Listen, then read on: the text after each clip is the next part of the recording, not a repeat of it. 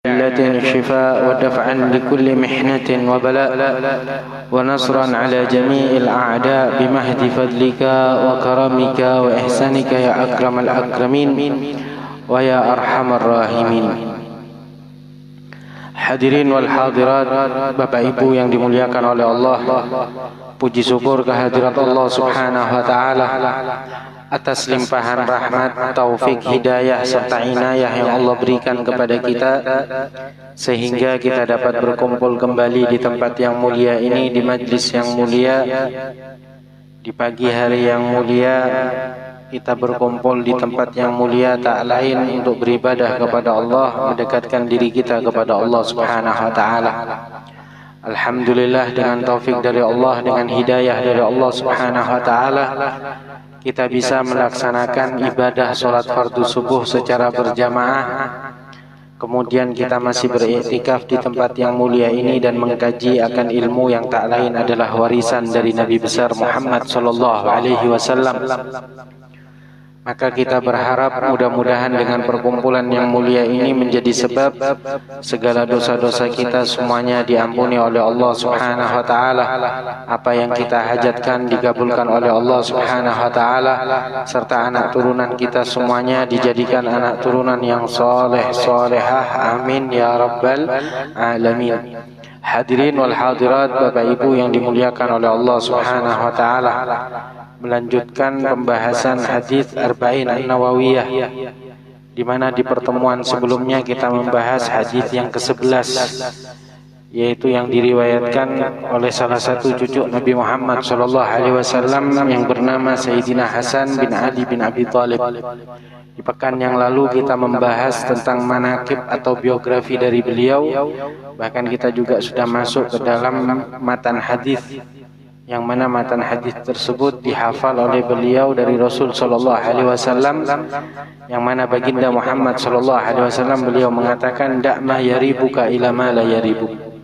Tinggalkan segala sesuatu yang engkau ragu, ila ma la yaribuk, terhadap sesuatu yang tidak ada keraguan bagimu. Kemudian kita masuk ke hadis yang ke-12. Al-haditsus tsani asyar. Hadis yang ke-12 yaitu tarku ma la ya'ni wal istighal bima yufid. Meninggalkan segala sesuatu yang tidak ada faedahnya dan menyibukkan diri terhadap segala sesuatu yang berfaedah. Hadis yang ke-12 ini diriwayatkan oleh salah satu sahabat Nabi Muhammad sallallahu alaihi wasallam yang bernama Abi Hurairah. An Abi Hurairah radhiyallahu anhu qala Rasulullah sallallahu alaihi wasallam, min husni islamil mar'i tarkuhu ma la ya'ni. Haditsun hasan rawahu Tirmidzi wa ghairuhu hakadha. Hadis yang ke-12 yaitu hadis yang menyarankan kepada kita untuk meninggalkan segala sesuatu yang tidak berfaedah untuk kita. Wal ishtighal bima yufid, dan menyibukkan diri terhadap segala sesuatu yang berfaedah untuk kita. Hadis yang ke-12 ini diriwayatkan oleh Abu Hurairah. Sebelumnya sudah kita pernah membahas tentang manaqib atau riwayat dari sahabat Abu Hurairah, yang mana nama asli beliau adalah Abdurrahman bin Sahr. Beliau termasuk perawi hadis yang banyak meriwayatkan hadis. Beliau kurang lebih meriwayatkan hadis 5.000 lebih dari hadis baginda Muhammad sallallahu alaihi wasallam. Dan di antaranya hadis yang ke-12 ini juga diriwayatkan oleh beliau, di mana baginda Muhammad sallallahu alaihi wasallam beliau bersabda, min husni islamil mar'i tarkuhu ma la ya'ni. Dari bagusnya Islam seseorang, tarkuhu ma la ya'ni, niscaya dia akan meninggalkan segala apa yang tidak berfaedah untuknya. Tanda seseorang keislamannya bagus, kata Nabi Muhammad, adalah akan meninggalkan apa-apa yang tidak akan berfaedah untuknya. Ini termasuk jawami'ul kalimnya Nabi Muhammad. Jadi Rasulullah itu, hadirin, beliau punya sifat atau ciri khas jawami'ul kalim. Jawami'ul kalim itu ucapannya sedikit, tapi kalau diurai panjang lebar. Itu Nabi Muhammad sallallahu alaihi wasallam. Banyak diantaranya jawami'ul kalimnya Nabi Muhammad. Nabi itu ciri khasnya Nabi berucap sedikit, tapi maknanya luas. Kayak semisal di dalam salah satu hadis yang lain, Nabi mengatakan ghanimah majalis zikri al-jannah. Kata Nabi Muhammad sallallahu alaihi wasallam, ghanimah, hasil majalis zikri, majlis-majlis zikir, al-jannah, surganya Allah Subhanahu wa taala. Jadi buah dari majlis ilmu adalah surganya Allah. Majlis zikir buahnya tak lain adalah surganya Allah. Ghanimah ini kan kalau kita jabarkan, ghanimah ini adalah harta rampasan perang. Kenapa Nabi katakan ghanimah di dalam kalimat majalisul zikri? Di dalam majlis-majlis zikir, majlis ilmu, Nabi sebut ghanimah. Dalam artian harta rampasan perang dari majlis ilmu ini. Orang kan duduk di majlis ilmu kan jihad juga ada. Kita ini kadang mau berangkat ke majlis ilmu itu berat. Karena memang setannya maaf-maaf yang ganggu banyak hadirin. Tapi kalau ke majlis konser, subhanallah, gampang. Meskipun sakit sedikit berangkat hadirin. Tapi kalau majlis ilmu sedikit sakit, udah udur, nggak datang. Berat yang mau jalan atau berkumpul di masjid i'tikaf di majlis ilmu. Makanya hasilnya kata Nabi Muhammad, majlis zikir, majlis ilmu ini adalah surganya Allah Subhanahu wa taala. Sebagian ulama itu mencoba mengurai, padahal ucapannya Nabi ini sedikit. Ghanimah majalis dzikri al-jannah. Ghanimah ini kan hasil rampasan perang. Jadi orang-orang kafir, orang-orang musyrikin, non-muslim dahulu itu kalau mau berperang dengan kaum muslimin, hartanya dibawa semuanya. Yang punya emas dibawa itu emasnya. Yang punya dinar, dirham dibawa, hartanya dibawa semuanya. Apa tujuan mereka membawa itu semua? Ketika mereka mau berperang dengan kaum muslimin, tujuannya tak lain untuk menakut-nakuti kaum muslimin. Karena mereka zaman dahulu ini, mereka di zaman Nabi Muhammad non-muslim ini, mereka paling takut namanya urusan harta ini paling takut. Orang kalau sudah sugih takut mereka. Disangkanya kaum muslimin juga begitu. Makanya mereka bawa itu. Hartanya dibawa ke medan perang. Tujuannya apa? Berharap kaum muslimin takut. Ketika melihat banyaknya harta dan lain sebagainya. Disangkanya sama dengan mereka. Tapi kaum muslimin, para sahabat Nabi Muhammad SAW, mereka dididik oleh Nabi Muhammad untuk tidak cinta sama dunia. Mereka gak takut sama urusan harta dan lain sebagainya. Makanya ketika selesai peperangan, maka harta yang tertinggal di situ di medan perang itu namanya ghanimah, harta rampasan perang. Dan itu dihalalkan untuk baginda Muhammad sallallahu alaihi wa ala alihi wasallam. Berbeda dengan nabi-nabi sebelumnya. Tapi kalau untuk Nabi Muhammad, ghanimah harta rampasan perang itu dihalalkan untuk Nabi Muhammad sallallahu alaihi wa ala alihi wasallam.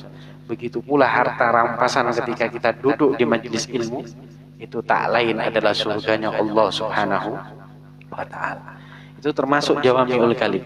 Begitu pula hadis yang akan kita baca ini termasuk jawami'ul kalimnya Nabi. Nabi berucap sedikit aja hadirin. Min husni islamil mar'i tarkuhu ma la ya'ni. Seseorang yang bagus keislamannya, dia betul-betul mempraktekkan keislamannya, betul-betul dia ikut ajaran Nabi Muhammad SAW, ikut syariat, ikut agama Islam, aturan Allah Subhanahu wa taala, ikut aturannya Nabi Muhammad, niscaya mereka tidak akan mau menggunakan waktunya terhadap sesuatu yang tidak berfaedah.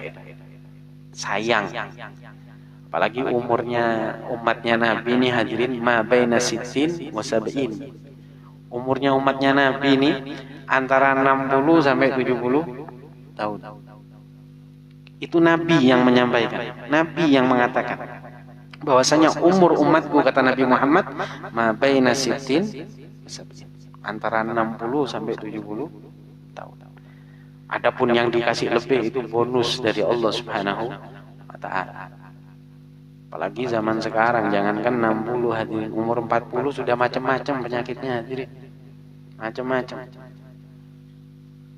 Makanya ketika ada satu orang datang kepada salah satu ulama, datang kepada salah satu kiai, guru, ulun ini gigi sudah sisa 2 guru. Ini gimana guru? Ditanya sama si guru, umur berapa pian? Ulun umur 50 tahun. Kata si guru, memang sudah waktunya. Kalau umur 50 tahun gigi sisa 2. Begitu pula umatnya Nabi, antara 60-70 tahun, berbeda dengan umat-umat terdahulu hadirin. Umat terdahulu itu umurnya panjang-panjang. Umurnya panjang-panjang. Ada yang 700 tahun, ada yang 800 tahun. Bayangkan aja pian di dalam Al-Quran, Nabi Allah Nuh alaihi salam itu berdakwah berapa tahun hadirin? 950 tahun. Bisa dibayangkan dakwahnya 950 tahun. Yang ikut Nabi Nuh berapa? 80-an dalam riwayat. Gak nyampe 100. Bayangkan pian, gak nyampe 100. Di dalam dakwah kurun waktu 950 tahun. Makanya beliau termasuk ulul azmi, nabi yang sangat sabar. Ulun gak bayangin kalau seandainya zaman sekarang ini dakwah misalnya, jangankan 950 tahun hadirin, ada yang kadang dakwah 20 tahun, misal yang hadir majelisnya cuma 10 orang sudah ngeluh ke barat ke timur. Mungkin kalau buka pondok pesantren atau madrasah 20 tahun, 30 tahun, santrinya cuma 7 atau mungkin 10, bisa jadi itu tutup nanti madrasah. Ini bayangkan pian dakwanya Nabi Nuh, lailan wa nahar, dakwanya siang malam 950 tahun, yang ikut gak nyampe 100. Kalau dakwanya 950 tahun, berarti kan umurnya mereka ini, umurnya umat-umat terdahulu kan ratusan tahun. Makanya sampai dalam satu riwayat itu, kalau ada yang meninggal di umur 300 tahun, 200 tahun, itu yang takziah hadirin. Yang takziah itu mengatakan apa? Kesiannya meninggal muda. Mati muda. Berapa tahun itu? 300 tahun. Dibilang mati muda.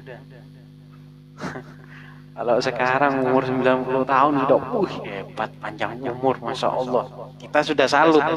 Dengar orang umurnya 80 tahunan, kita sudah salut. Zaman sekarang. Zaman dulu, meninggal 300 tahun, dibilang meninggal muda. Bahkan di sebagian kitab disebutkan umat terdahulu itu ada yang balik di umur 80 tahun. Baliknya umur 80 tahun. Sebagian umat terdahulu itu ada yang balik baru menginjak balik ini umur 80. Makanya ulun langsung mikir, ini kalau 80 tahun baru balik, mungkin umur 50 tahun masih lucu-lucunya ketika itu. Memang umat terdahulu panjang-panjang. Umatnya Nabi mah baina sittin wa sab'in. Makanya Nabi katakan min husni islamil mar'i tarkuhu ma la ya'ni. Orang itu kalau betul-betul dia mengetahui umurnya sedikit, dia yakin, percaya sama Allah, percaya kepada Nabi Muhammad, maka dia tidak akan menyia-nyiakan waktu yang sedikit itu, kecuali waktu tersebut, sisa dari umur tersebut digunakan untuk segala sesuatu yang baik, segala sesuatu yang berfaedah. Makanya Nabi di sini mengatakan min husni islamil mar'i tarku ma la ya'ni. Orang yang Islamnya bagus, betul-betul mempraktekkan syariat Islam, agama Islam, maka niscaya dirinya akan meninggalkan segala sesuatu yang tidak berfaedah.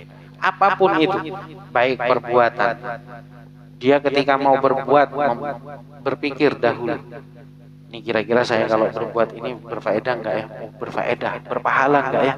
Ini urusan faedah yang dimasukkan di sini adalah urusan akhirat nanti yang paling penting. Pahala enggak ya? Bermanfaat ya? Oh, bermanfaat. Kita lakukan. Ketika kita enggak ada manfaat, kita tinggalkan. Itu Islam. Bantu orang, nolong orang, bermanfaat. Dikerjakan. Mendolimi orang, merugikan orang, ditinggal. Yang enggak bermanfaat aja ditinggal, apalagi sampai membahayakan orang lain. Ini Islam, ini ajaran Islam begitu. Ucapan juga begitu. Perbuatan seperti itu, ucapan pun juga begitu. Ketika mau berucap, maka orang yang betul-betul mempraktekkan keislamannya, dia akan berpikir di dalam ucapannya. Kira-kira saya kalau berucap ini bermanfaat enggak ya? Oh, bermanfaat, diucapkan. Tapi ketika gak bermanfaat, tahan, tinggalkan. Itu kata Nabi Muhammad sallallahu alaihi wasallam. Apalagi urusan lisan ini hadirin yang paling berat hadirin. Kita kalau memperhatikan banyaknya amal soleh, banyaknya perbuatan ibadah kita ini, kita banyak dapat pahala, itu bisa habis karena sebab lisan. Ini banyaknya riwayat. Kita bisa tahu di antaranya pahala puasa Ramadan itu banyak hadirin. Sampai-sampai kata Nabi Muhammad, orang yang betul-betul menjalankan ibadah puasa Ramadan, dia betul-betul beribadah di bulan suci Ramadan, Nabi katakan ghufira lahu ma taqaddama min dzambi. Niscaya dosanya bakal diampuni semuanya oleh Allah. Itu kalau betul-betul menjalankan ibadah puasa Ramadan. Tapi Nabi juga mengatakan di dalam hadis yang lain, kam min shaim, kata Nabi Muhammad, laisa lahu min siyamihi illal wal atas. Berapa banyak orang, kata Nabi Muhammad, yang dia puasa di bulan suci Ramadan, dia gak mendapatkan apapun dari puasanya kecuali lapar sama haus. Kok bisa? Makanya di dalam segi fikih, orang yang dimaksudkan begini itu puasanya sah. Dia gak dapat dari apapun puasanya, maksudnya gak dapat pahalanya kecuali dia cuma dapat lapar sama. Kadang ada yang bilang begini, kalau begitu ya mending buka puasa aja, mending makan aja. Itu salah. Kenapa? Karena yang dimaksudkan di sini puasanya sah. Artinya dia tidak punya kewajiban qadha. Dia gak punya kewajiban qadha. Tapi dengan puasanya tadi, dia yang melakukan beberapa hal ini yang sampai habis pahalanya, hilang itu pahala puasanya, tapi nanti dia gak wajib qadha kalau dia melanjutkan puasanya. Cuman sebabnya apa sih kok bisa habis itu pahala? Padahal kita tahu tadi pahalanya orang yang betul-betul menjalankan ibadah puasa, dosanya diampuni semuanya. Nabi sampaikan 5, kata Nabi Muhammad.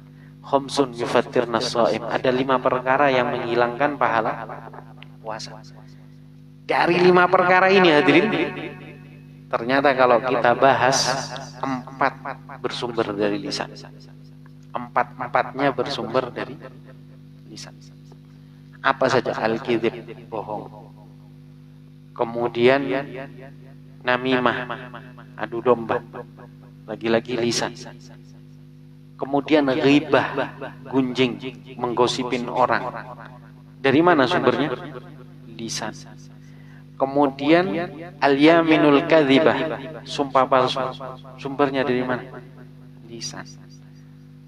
Makanya kalau orang pengen bagus, betul-betul bagus Islamnya, kata Nabi Muhammad, tarkuhu ma la ya'ni, tinggalkan segala sesuatu yang tidak berfaedah, apalagi sampai mudarat, sampai menghabiskan itu pahala dari amal ibadah, dari perbuatannya atau dari ucapannya. Begitu juga ucapannya dijaga, bagaimana caranya jangan sampai dengan lisan kita menyakiti hati orang.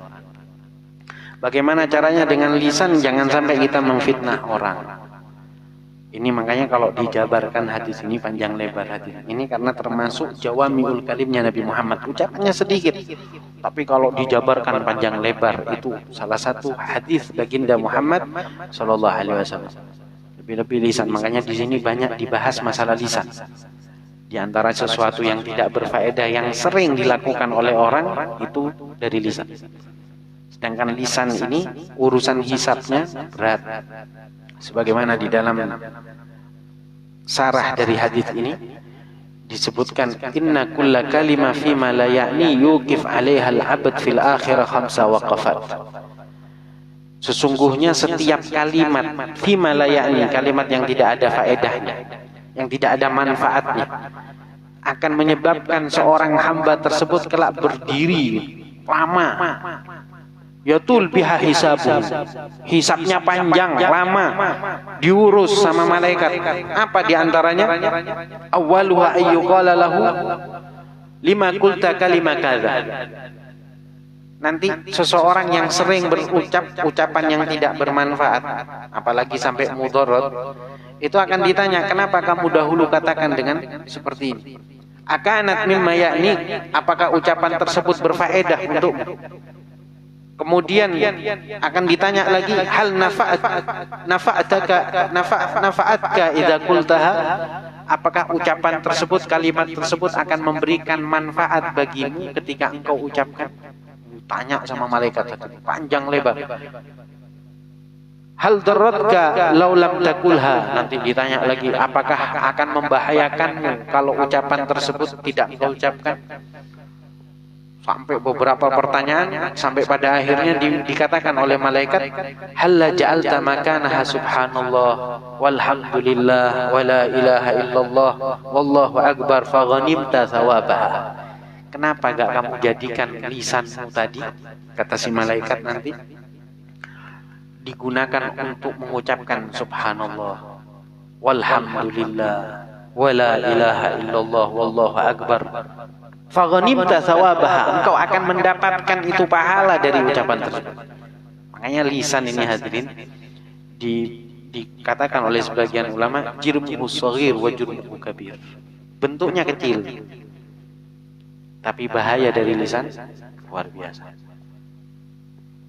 Gak sedikit orang itu kadang karena lisan bisa bertengkar. Gak sedikit orang itu kadang dengan lisan bisa merusak rumah tangga orang. Gak sedikit kadang orang dengan lisan antar suku perang, tengkar. Gak sedikit kadang orang terjerumus ke penjara karena sebab lisan. Lisan ini memang berbahaya. Tapi lisan ini juga bisa menjadi ladang pahala buat kita ketika kita gunakan dengan sesuatu yang bermanfaat. Di antaranya kalau kita gunakan berzikir dengan mengatakan subhanallah walhamdulillah wala ilaha illallah wallahu akbar, atau mungkin kita gunakan untuk bersolawat kepada Nabi Muhammad sallallahu alaihi wasallam, maka nanti pahala yang akan kita raih. Makanya banyak dengan lisan seseorang bisa diangkat derajatnya di sisi Allah Subhanahu wa taala, juga ada yang sampai terjerumus ke dalam api neraka Allah karena sebab lisan. Gak sedikit hadirin. Kadang orang ini berucap tanpa ia sadari ucapannya ini membuahkan ridha Allah. Makanya Nabi sampaikan dalam sebuah athar, kata Nabi Muhammad, innal abda la yatakallam bil kalima min ridwanillah. Ada sebagian hamba, kata Nabi Muhammad, yang dia berucap dengan satu kalimat min ridwanillah, yang ucapan ini membuahkan ridha Allah. Satu kalimat tapi membuahkan ridha Allah. La yulqilaha balan, tanpa ia sadari, dia gak menyangka kalau satu kalimat tadi ini yarfa'ullahu biha darajat, mengangkat derajatnya di sisi Allah Subhanahu wa taala. Ada kalanya lisan ini menjerumuskan orang, ada kalanya lisan ini bisa membuat derajatnya tinggi di sisi Allah. Ini dikabarkan oleh Nabi Muhammad. Makanya juga Nabi mengatakan dalam sebuah athar, innal abda la yatakallam bil kalimah min sukhtillah.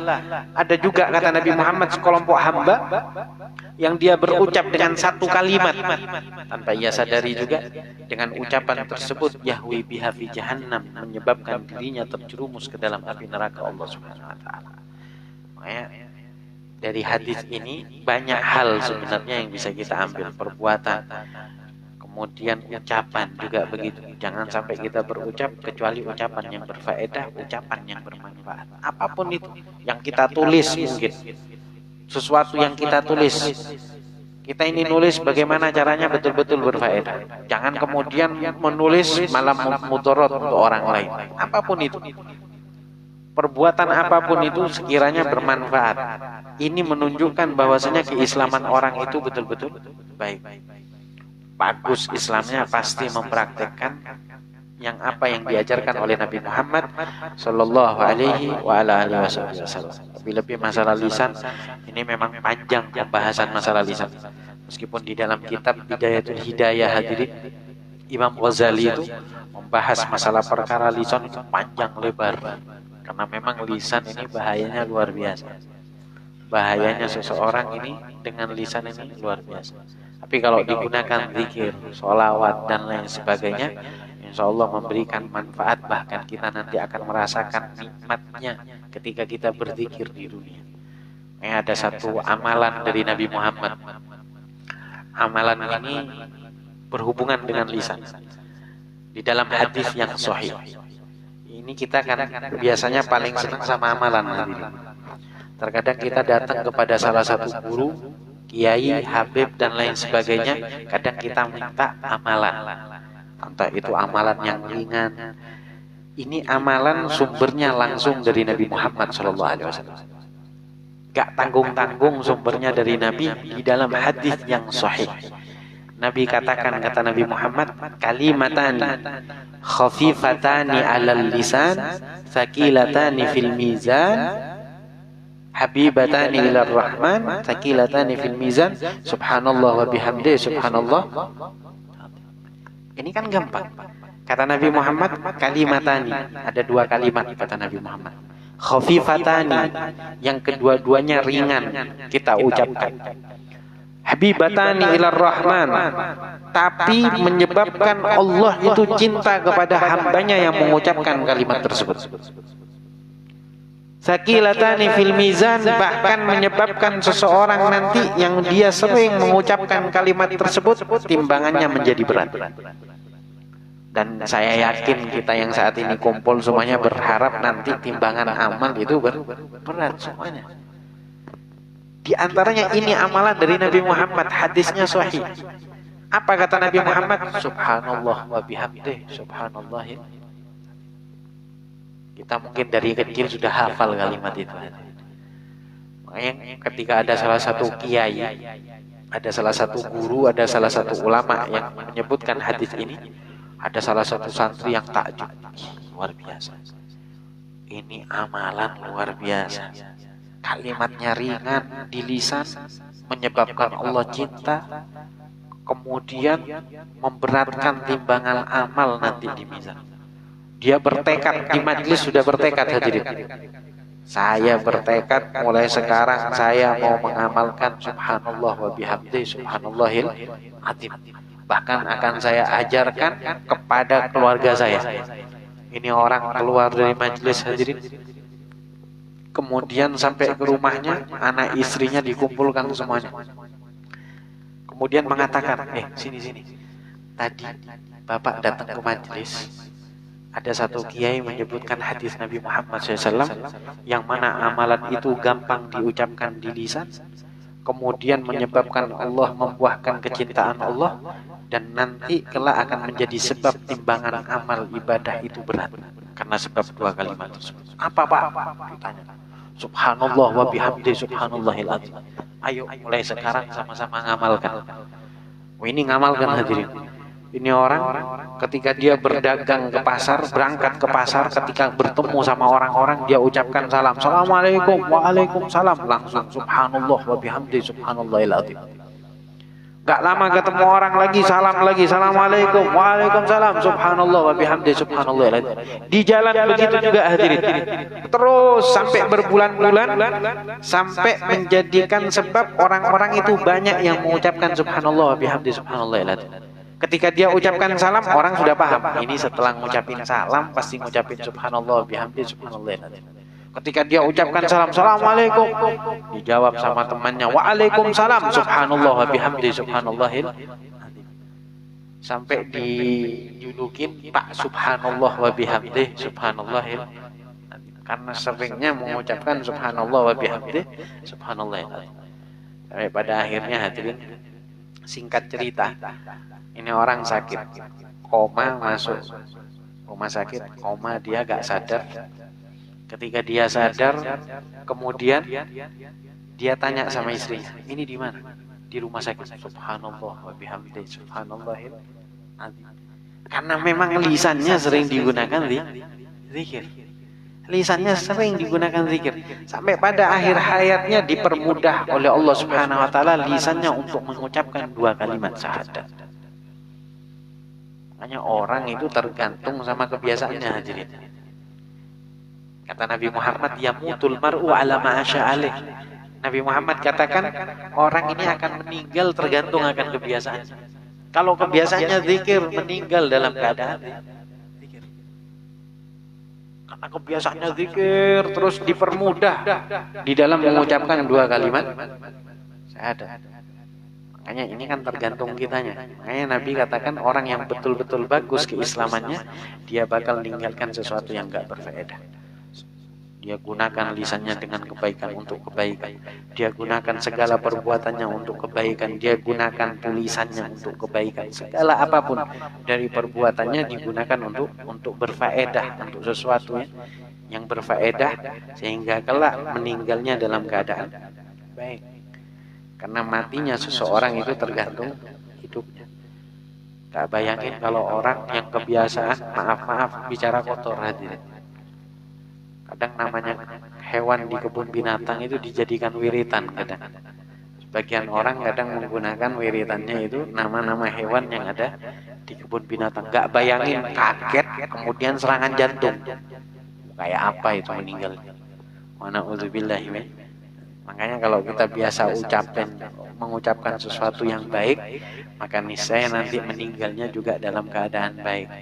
Berapa banyak hadirin orang itu meninggal karena kebiasaan dia baca Al-Quran, meninggal dalam membaca Al-Quran. Gak sedikit orang yang biasa sholat berjamaah ketika sujud dia meninggal, banyak dalam keadaan yang baik semuanya. Ya kita berharap juga seperti itu. Mudah-mudahan kita ini bisa menjalankan hadisnya Nabi Muhammad SAW. Kita bisa melakukan segala sesuatu yang berfaedah dan tidak dicabut nyawa kita oleh Allah, melainkan dalam keadaan sesuatu yang baik. Amin ya rabbal alamin. Itu hadis yang ke-12. Kemudian kita masuk ke hadis yang ke-13. Al-haditsus salis asyar. Hadis yang ke-13. Min alamati kamalil iman hubbukal khair lil muslimin. Dari tandanya seseorang memiliki iman yang sempurna, hubbukal khair lil muslimin. Cintanya engkau atas kebaikan untuk saudaramu muslim. Lagi-lagi ini ajarannya Islam. Islam ini mengajarkan segala sesuatu yang indah. Kita diajarkan untuk berucap yang baik. Kita diajarkan untuk berbuat yang baik. Bahkan tanda orang yang imannya sempurna, kalau tadi kan tanda orang Islamnya bagus, dia meninggalkan segala sesuatu yang tidak bermanfaat. Di sini hadis yang berikutnya ini hadis yang membahas min alamati kamalil iman. Dari tanda sempurnanya imannya seseorang, hubbukal khair, cintanya engkau atas kebaikan. Untuk siapa? Lil muslimin, untuk saudara kaum muslimin. Hadis yang ke-13 ini diriwayatkan oleh An Abi Hamzah Anas bin Malik radhiyallahu taala anhu khadimi Rasulullah sallallahu alaihi wasallam qala Rasulullah sallallahu alaihi wasallam la yu'minu ahadukum hatta yuhibba li akhihi ma yuhibbu li nafsihi. Rawahu al-Bukhari wa Muslim. Hadis yang ke-13 diriwayatkan oleh Abi Hamzah Anas bin Malik, salah satu sahabat Nabi Muhammad juga. Beliau juga khadimnya Nabi Muhammad, orang yang khidmah kepada Nabi Muhammad. Sebelum kita bahas matannya, kita bahas rawinya. Abi Hamzah ini Anas bin Malik, salah satu sahabat Nabi Muhammad SAW. Ibunya beliau juga salah satu sahabat Nabi. Yang perlu kita ketahui, sahabat itu hadirin, definisi sahabat. Definisi sahabat ini, makanya ada kalanya sahabat ini bukan hanya laki-laki saja. Jangan kita sangka sahabat ini, sahabatnya Nabi hanya laki-laki. Ada kalanya wanita. Kenapa? Ya, karena definisi sahabat ini, mereka yang berjumpa sama Nabi Muhammad di dunia, di bumi, di masa hidupnya Nabi, beriman kepada Nabi Muhammad, kemudian meninggal dalam keadaan iman. Itu syarat seseorang menjadi sahabat. Cukup meskipun sekali saja berjumpa, meskipun sekali saja melihat Nabi Muhammad, berjumpa sama Nabi Muhammad, tapi di dunia, di bumi, kemudian dalam waktu masa hidupnya Nabi masih hidup, kemudian meninggalnya juga beriman sama Nabi, ini dikatakan sahabat. Makanya ada kalanya orang ini berjumpa sama Nabi tapi tidak beriman sama Nabi Muhammad. Jadi antaranya Abu Jahal dan lain sebagainya. Itu berjumpa sama Nabi di bumi, di masa hidupnya Nabi, tapi tidak beriman sama Nabi Muhammad, dia bukan sahabat. Kemudian ada kalanya berjumpa sama Nabi, beriman juga sama Nabi, tapi berjumpanya bukan di bumi. Di mana? Di langit. Siapa? Para anbiya yang lain, Nabi Musa dan lain sebagainya ketika Isra wal Mi'raj baginda Muhammad. Apakah dikatakan sahabat? Bukan. Karena berjumpanya di langit. Kemudian ada juga yang berjumpa sama Nabi Muhammad setelah sepeninggalnya Nabi Muhammad SAW. Dan ini dalam riwayat hadis yang sahih. Nabi katakan, kata Nabi Muhammad, "Man ra'ani fil manam fasayarani fil yaqظah." Siapa orang yang berjumpa sama Nabi Muhammad di dalam mimpinya, mimpi berjumpa sama Nabi, fasayarani fil yaqظah, kelak dia akan melihatku secara yaqظah, secara langsung. Artinya setelah sepeninggalnya Nabi Muhammad. Makanya para aulia, para solihin itu, mereka itu bukan sekali dua kali kadang yaqظah sama Nabi Muhammad. Bukan lagi ngelihat dari mimpi, tapi yaqظah. Cuman Nabi sudah meninggal dunia. Apakah dikatakan sahabat? Bukan sahabat. Karena setelah sepeninggalnya Nabi Muhammad sallallahu alaihi wasallam. Kemudian ada juga yang berjumpa sama Nabi Muhammad di dunia. Dulunya beriman, awalnya beriman sama Nabi, tapi meninggal, naudzubillah, dalam keadaan keluar dari agama Islam. Ketika peristiwa Isra wal Mi'raj, gak sedikit mereka yang keluar tidak mempercayai Nabi Muhammad, kemudian keluar dari agama Islam. Apakah tetap dikatakan sahabat? Bukan sahabat. Karena dia meninggalnya bukan membawa iman dan Islam. Itu syarat sahabat. Makanya ada kalanya sahabat ini bukan hanya laki-laki tapi juga perempuan. Begitu pula ibu dari Anas bin Malik, perawi hadis yang ke-13 ini, itu namanya Ummu Sulaim.